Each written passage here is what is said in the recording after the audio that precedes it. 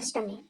এই নষ্টামি আমার জাঙ্কুকে রিজেক্ট করেছিল, কারণ আমার জাঙ্কুক আমেরিকাতে থেকেছে বলে, অন্য মেয়েদের সঙ্গে মেলামেশা করেছে বলে। আর আজকে আজকে জাঙ্কুকের অসহায়ত্বের সুযোগ নিয়ে নষ্টামি করতে ছাড়লো না কিন্তু তোমার মেয়ে।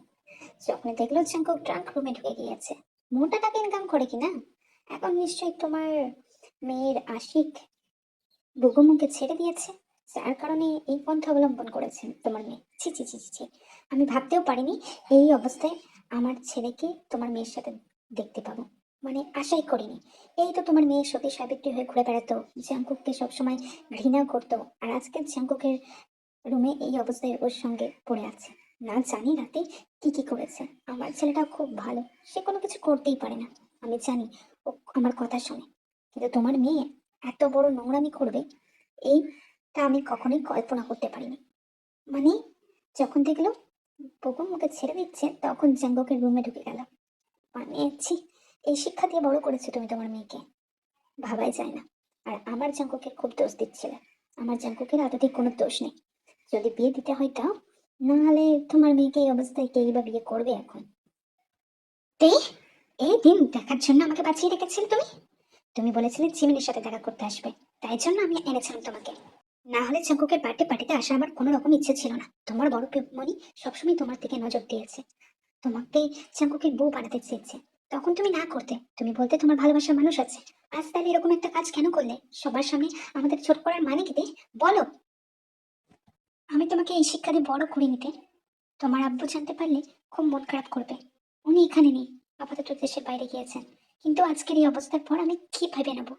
তোমার ভালোবাসার মানুষ কি তোমাকে গ্রহণ করবে? আমার তো তাই মনে হয় না। তুমি চুপ করে আছো কেন? কিছু তো বলো।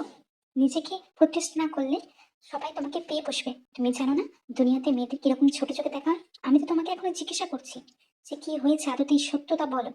সত্য না বললে এই তোমার বড় পিমনি আরো নয়কে ছয় করবে, তারপর প্যাঁচ বলবে, তারপর চাঙ্কুকের বউ হিসেবে তোমাকে গ্রহণ করে নেবে। আমি চাই না তুমি অন্য কারোর সাথে ঘর পাতো। ভালোবাসার মানুষটাকে না পেলে সারা জীবন আফসোস করে মরে যেতে হবে। আমি তোমাকে সেই আফসোসের মুহূর্তে দেখতে চাই না। এখনো সত্যিটা বলো, নিজেকে প্রটেস্ট করো, নিজের জন্য কথা বলতে শেখো। এই সমাজ না হলে চেপে ধরবে আরো। এমনিতেও আমাদের কোনো মর্যাদাই নেই সমাজে, তুমি তো সবটাই জানো মেয়েদের কি অবস্থা। আমি তোমার মা হয়ে এখনো তোমাকে বলার সুযোগ করে দিচ্ছি। ও কি বলবে? নষ্টমী করে আবার নিজেকে প্রটেস্ট করবে? এটা কোনো কথা হলো আয়ু? তোমার মেয়ে জলে মুখ দিয়ে চলে না, ও ঘাস খায় না, ঠিক আছে? আমরা জানি ও কিরকম মেয়ে। তোমার মেয়ে সাধু সেজে থাকে। এখনো বলছি, আমার তো দেখে ভালোই পছন্দ। আর এরকম একটা অবস্থা হয়ে যাওয়ার পর তোমাদের কখনোই উচিত না ওই বেগমের সাথে তের বিয়ে দেওয়া। আর তেকে ও গ্রহণ করবে বলে আমার তো মনে হয় না। আজকের পর থেকে কোনো পুরুষই তার নারীকে গ্রহণ করবে না যখন সে জানবে সে অন্য কারো পুরুষের সাথে রাত কাটিয়েছে। আর তুমি জোর কেন করছো? ও ঠিক বলবে, কিন্তু নিজেকে কি করে ডিফাইন করবে যখন আমি ওকে এই অবস্থায় দেখেছি জাঙ্কুকের সাথে? পরপিমনি, তুমি এরকম কথাবার্তা বলতে পারো না। জাঙ্কুক ভাইয়ের সাথে আমার কিছুই হয়নি।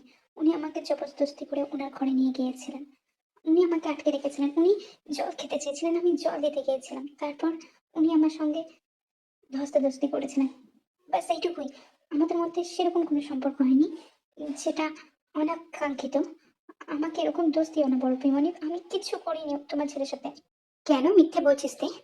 আমাদের মধ্যে সবকিছুই হয়েছে মা, সেটা একটা স্বামী আর স্ত্রীর মধ্যে হয়, সবকিছু। তুমি কি বুঝতে পারছো না মা? ওর কাঁধের আঁচড়, ঠোঁটের জমাট রক্তবিন্দু, আর আর বক্ষ বাজে দাগ থেকে কি তোমরা বুঝতে পারছো না? আই পিমনি, তুমি তো মাকে ভুল বুঝছো, মাকে ভুল বুঝছো না। তে মিথ্যা বলছে, তে নিজেকে বাঁচানোর জন্য মিথ্যা বলছে।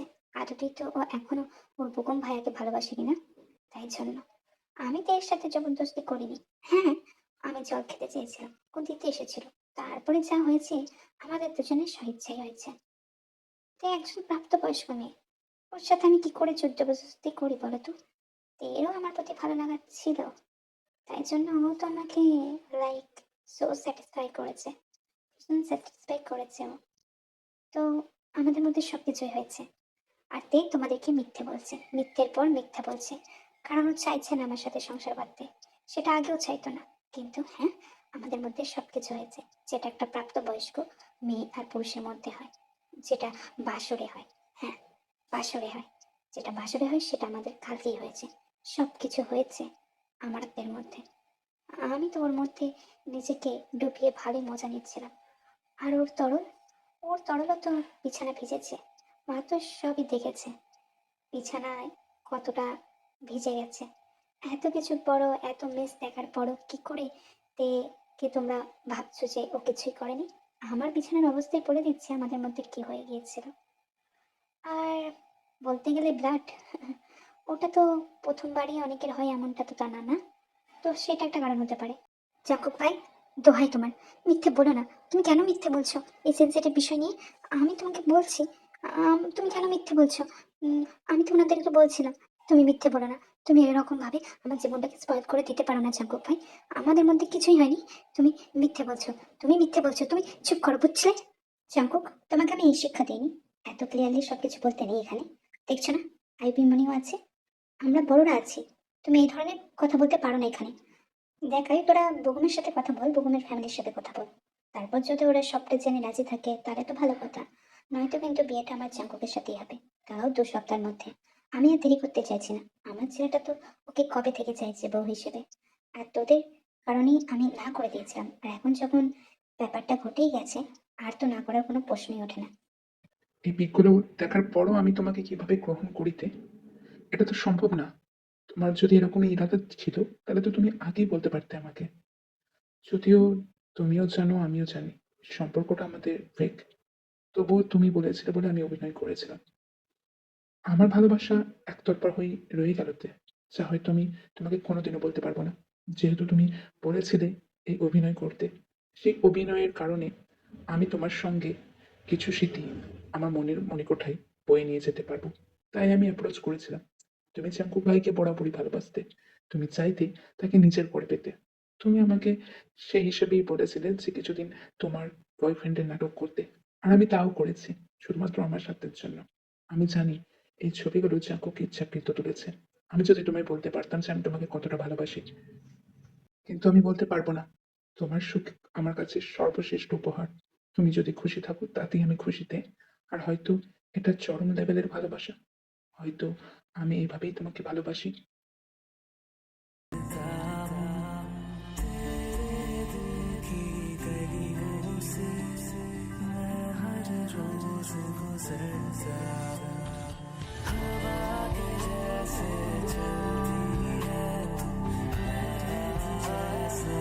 আমি আপনার কাছে চিরকৃতজ্ঞ থাকবো।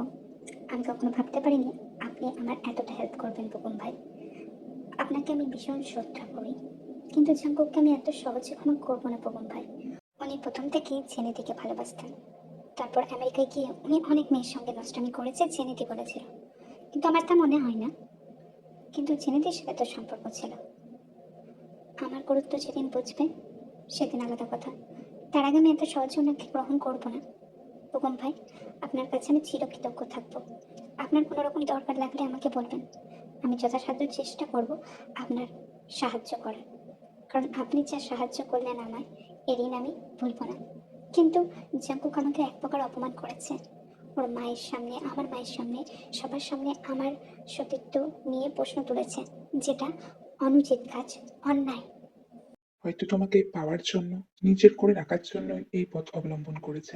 সবার তো সেই সৌভাগ্য হয় না, আর সবার ভালোবাসার ধরনও একরকম হয় না। তুমি যদি জাঙ্কুককে ভালোবাসো, তোমার ওকে ক্ষমা করে দেওয়া উচিত। কিন্তু হ্যাঁ, এখন না। অবশ্যই সে তোমার গুরুত্ব বুঝবে, তবেই না তোমাকে সে ভালোবাসবে।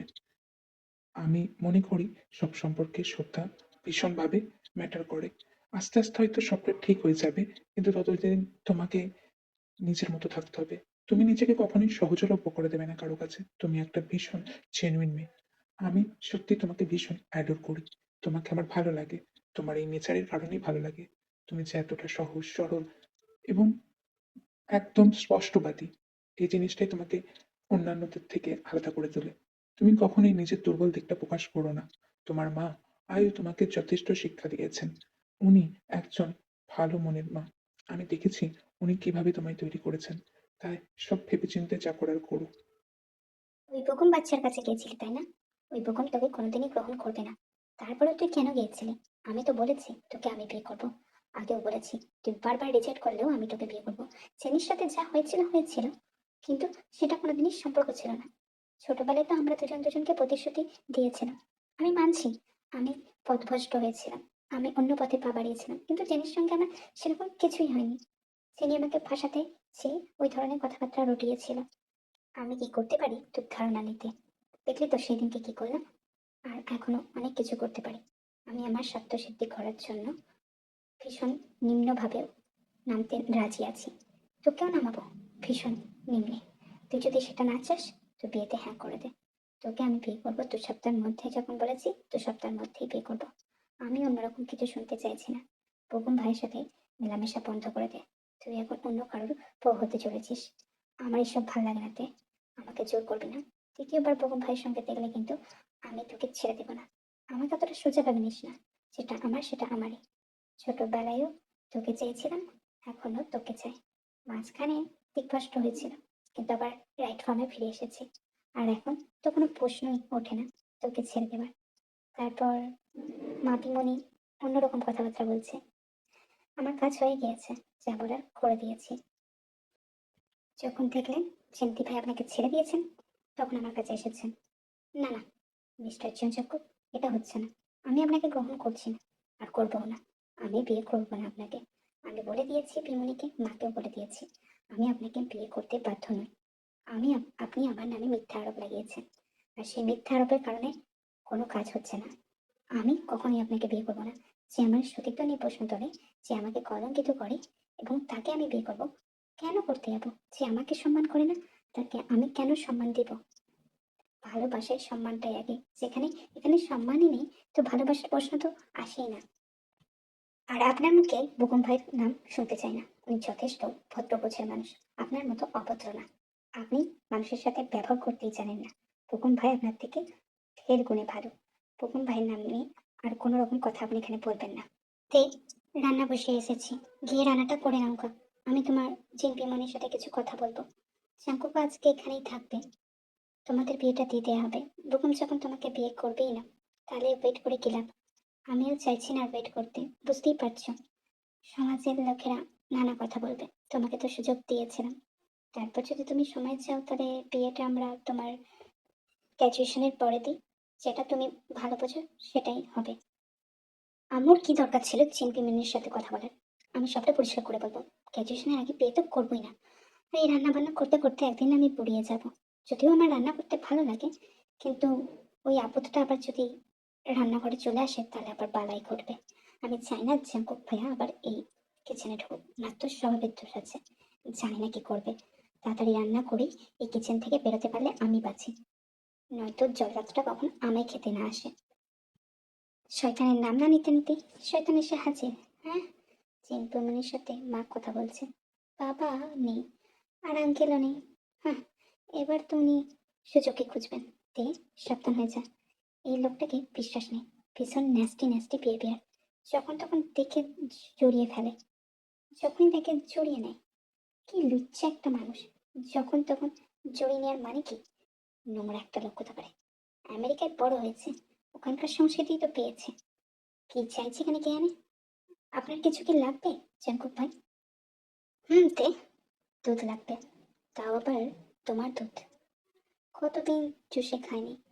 শেষ তো মা খাইয়েছিলেন। এখন বইয়ের দুধ খেয়ে স্ট্রং হতে হবে, তাই না? তুমি কি গরম করে দিবে, না আমি গরম করে নিব? কি বলো? কি চাতা বলছেন? আপনার মাথা ঠিক আছে, নাকি মাথাটাও গেছে? এইসব অসভ্যতামি বন্ধ করুন। আপনার কি লজ্জা করে না? বাড়িতে মা পিবনি সবাই আছে, তাই এইসব নোংরামি বন্ধ করে যা খেতে এসেছেন খান, দিয়ে বেরিয়েছেন। এখানে আর কোনো রকম নাটক করবেন না। ওনারা আমাদেরকে অন্যরকম অবস্থায় দেখলে খারাপ ভাববে। অলরেডি আপনি আমার নামে কলঙ্ক দিয়েই দিয়েছেন।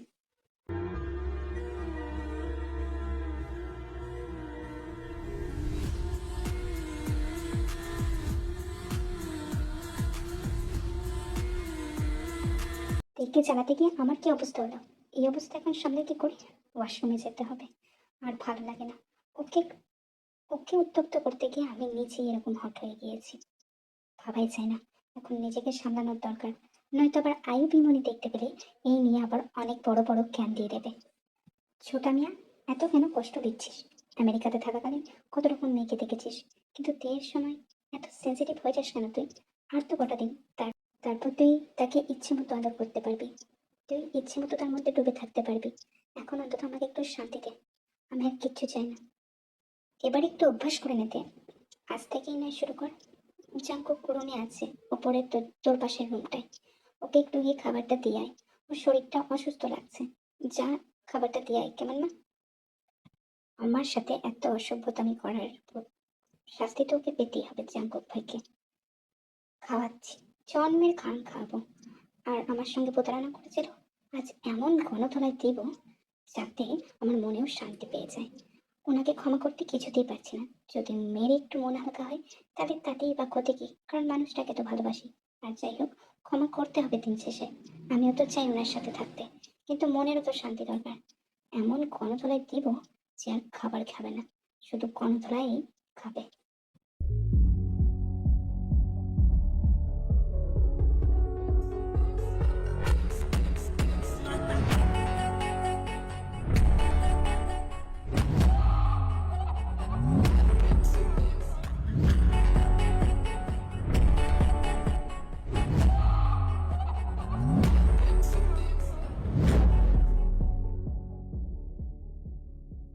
Fondo, en mí adentro, algo me dice que yo estoy en lo correcto.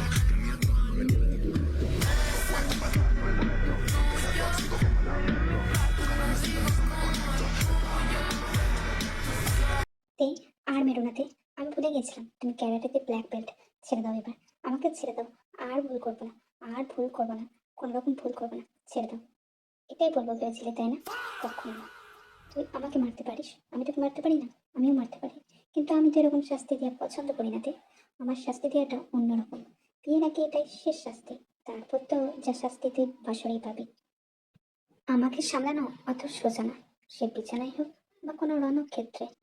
তুই আমাকে সামলাতে পারবি না। আমার সাথে মোকাবিলা করতে গেলে তোকে এখনো অনেক বড় হতে হবে। না না না, কাছে এসো না, না না, কাছে এসো না, মায়াবী রাতে। না না, কাছে এসো না, না না না, কাছে এসো না, মায়াবী রাতে। এসো কাছে, আরো কাছে থাকো সাথে, ভুলবো না আর কোনো ছলনাতে, ছলনাতে। না না না, কাছে এসো না, না না, আর করো না, মায়াবী রাতে। না না, কাছে এসো না। এতে মেয়ে একটা ভয়ই অজ্ঞান হয়ে গিয়েছে। এখনো তো কিছুই করলাম না, পিচিটার ভয় কবে যে কাটাতে পারবো। না না, আর কিছু না। জাঙ্কুক, ওকে ঘুমাতে দে। আর তো 1 সপ্তাহ বাদে বিয়ে, যা করার পরেই করা হবে। ওর ভয় ভাঙাতে হবে। আমি জানি ও আমাকে নিয়ে ভীষণ ভীত সন্ত্রস্ত হয়ে থাকে, ভাবে হয়তো আমি ওর উপর অনেক ফোর্স করবো। এমনটা তো কিছুই করবো না তে, তোমাকেই ভালোবাসতাম। যিনি আমাকে ইচ্ছে করে ফাঁসিয়েছিল, সেটা সবাইকে বলতে বিশ্বাস করবে না। কিছু ফটো আমার সাথে নিয়ে ব্ল্যাকমেল করেছিল, আমার ঘুমন্ত অবস্থার ফটো ও আমার পাশে শুয়ে ব্ল্যাকমেল করে যাচ্ছিল দিনের পর দিন। আর তুমি ভেবেছিলে আমি ওকে ভালোবাসি। যাই হোক, আমি তো এখন এক্সাইটেড তোমাকে কবে কাছে পাবো, আর সেদিনকে আমার জীবনে চরম শান্তি। এতদিন ধরে আমি এই শান্তির জন্যই তো অপেক্ষা করছিলাম।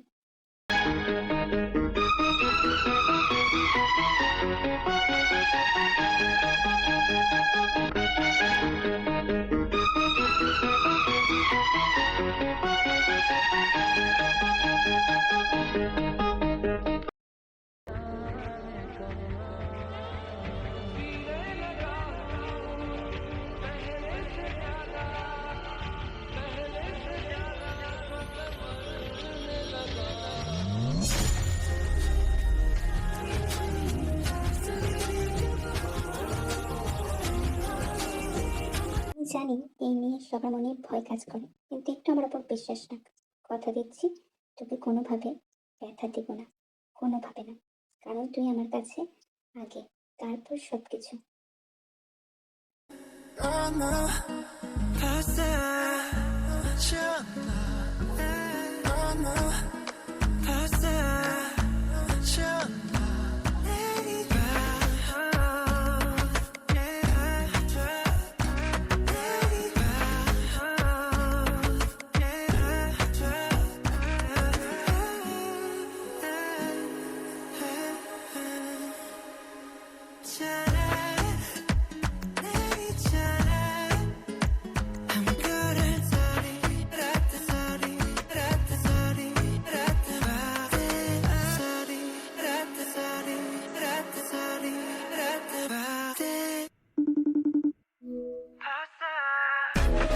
দুষ্টুমি করবে না, ভালো ছেলের মতো পড়াশোনা করবে, বুঝছো? ভালো মেয়ে হতে হবে তোমাকে, একদম দুষ্টুমি করবে না।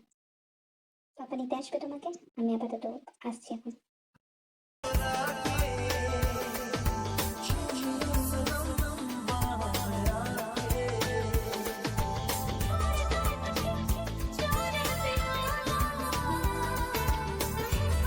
সেই সময় অনেকবার মনে হয়েছে তোমার সাথে সম্পর্ক না করলেই ভালো হতো, কিন্তু এখন দিনে এসে আমি বুঝেছি আমি সত্যিই খুব ভাগ্যবতী, খুব লাকি।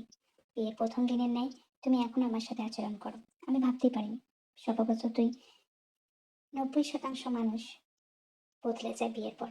বিয়ের আগে একরকম রূপ, তারপর বিয়ের পর একরকম রূপ দেখায়। কিন্তু সেই দিক দিয়ে আমি সত্যিই খুব লাকি তোমাকে পেয়ে। আমাদের একটা ছোট বাচ্চা মেয়ে আছে, তার বয়স 2 বছর, কিন্তু তারও সামনে তোমার এই বদমাইশিগুলো যায় না। সেও দেখে যে বাবা কত রোমান্টিক মায়ের সাথে। 10টা নয়, 5টা নয়, একটা মাত্র বউ আমার। আমি তার সঙ্গে এরকমটাও এটাই স্বাভাবিক।